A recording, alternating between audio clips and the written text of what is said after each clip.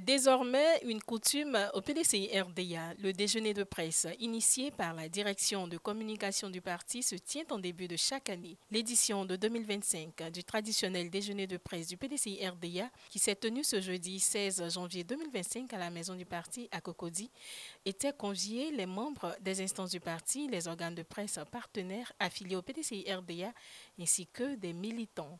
À cette occasion, l'honorable Bredoumi Soumaïla, secrétaire exécutif en chef adjoint du PDCI-RDA en charge de la communication et du porte-parole face à la presse nationale et internationale, a animé une conférence de presse. Avant tout propos, le secrétaire exécutif en chef adjoint Bredoumi Soumaïla a transmis les vœux du président du PDCI-RDA à la presse.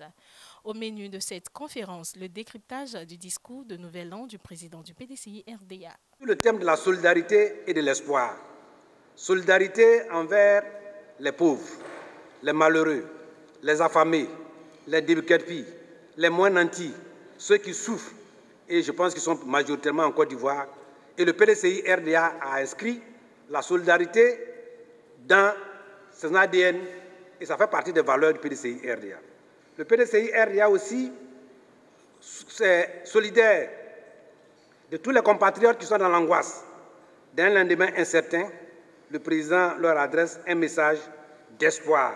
L'espoir de voir à la tête du PDCI-RDA un nouveau visage. Quelqu'un pétri de compétences.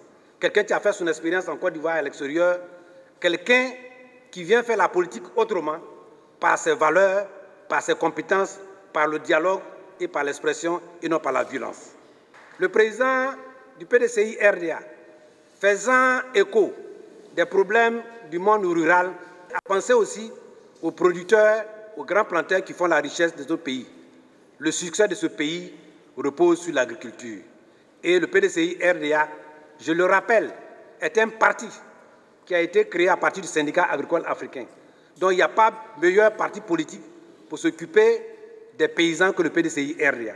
Et le PDCI-RDA, à travers son groupe parlementaire, a toujours appuyé par les déclarations l'appui pour une meilleure rémunération des prix aux producteurs.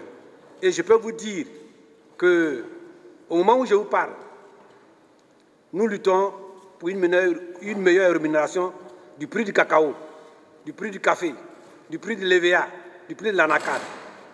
Le cacao aujourd'hui, au moment où je suis en train de vous parler, est payé à 10 000 euros la tonne dans le marché international. C'est-à-dire que grosso modo, on doit tourner entre 6 500 et 7 700 CFA le kilogramme dans les pays, sur le marché international. Le paysan ivoirien ne touche que 1 800, encore que souvent dans les milieux agriculturels, il n'a pas accès à cela. Mesdames et messieurs, le président a abordé aussi un autre thème extrêmement important pour le PDCI-RDA. Il s'agit notamment de la compassion et la solidarité aux faibles, aux femmes, aux jeunes.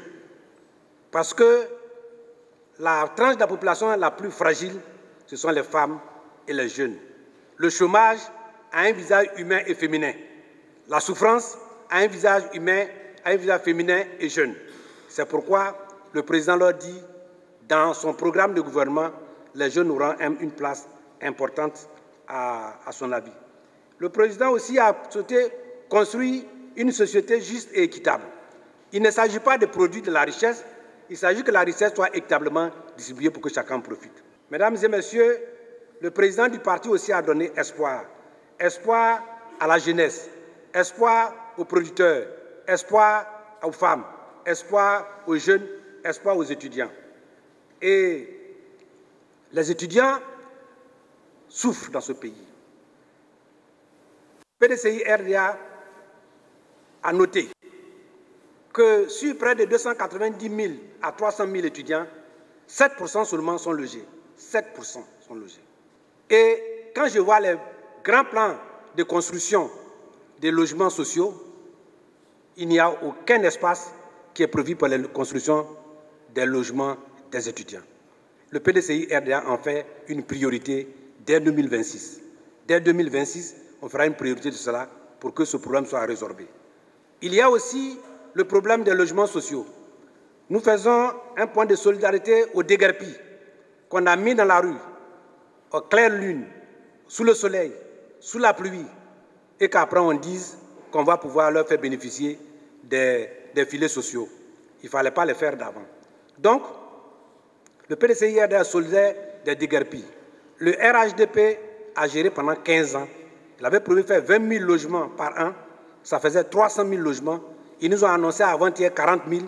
Mais moi, j'étais à Odiéné, je n'en avais pas vu. J'étais à Korogo, je n'en ai pas vu. J'étais à Bondoukou, je n'en ai pas vu. J'étais à Bangour, je n'en ai pas vu. J'étais à Boaké, je n'en ai pas vu. Peut-être que ça y est à Abidjan ici. Mais comme Abidjan appartient à tout le monde, on ne sait pas ce qui est social et ce qui est riche. Donc, nous pensons que 40 000 logements, ça fait 13% de ce qu'ils ont prévu. Donc, le RDR vient de montrer à la nation qu'ils ont échoué sur le programme de logement social. Bredoumi Soumaïla a rappelé le franc succès du meeting d'Aboisseau avant de faire l'annonce de la prochaine date d'un bureau politique et de la convention. Le PDCI-RDA ira très bientôt à un bureau politique. Je reviendrai incessamment pour annoncer un bureau politique et pour annoncer la convention. Pour que nous allions choisir et sinon confirmer ce que nous avons établi pour que le PDCI-RDA aille et se mette en place et publie son programme de gouvernement et serait prêt. Les raisons du report de l'audition du ministre Billon par le Conseil de discipline étaient au cœur des échanges. Le Conseil de discipline a convoqué M. Billon depuis longtemps et lui-même a reporté chaque fois les échéances. Rappelez-vous que c'est lui qui a reporté d'abord chaque fois les échéances, ça les gens oublient. Et en définitive, ça devait être 15. Voyez-vous, nous sommes un parti qui a géré quand même le pays. Nous avons une veille sécuritaire. La veille sécuritaire, nous allons dire qu'elle va avoir des problèmes. On a donc fait un communiqué pour apaiser nos militants. Un premier communiqué.